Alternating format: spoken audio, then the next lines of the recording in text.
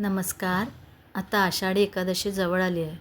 पाठोपाठ उपवास चालू होते. तेच पदार्थ खाऊन कंटाळा येतो. त्यासाठी इथे मी उपवासाचे भाजणी पीठ कसे करायचे ते दाखवते. यासाठी 3च जिन्नस लागतात. गॅस पेटवला आहे, पॅन ठेवला आहे मंद आचेवर. पॅनमध्ये 250 ग्रॅम राजगिरा घालते.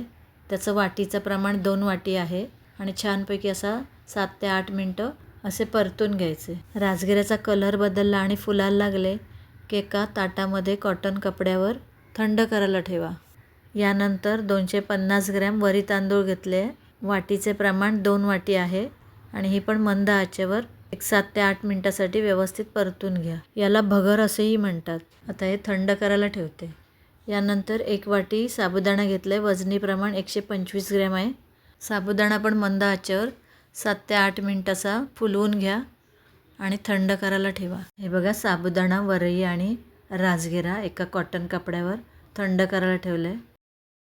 हे गरम जिन्नस कॉटन कपड्यावर ठेवल्यामुळे ओलसर होत नाहीत. आता हे थंड झालेत. मिक्सरमध्ये थोडं घालून हे दळून घेते. मिक्सरमध्ये खूप छान पीठ दळलं जातं. असं थोडंसं भरभरीत पाहिजे. यामध्ये तिन्ही जिन्नस असं परफेक्ट प्रमाण नाही. तुमच्या आवडीनुसार जिन्नसचे प्रमाण कमी जास्त करू शकता.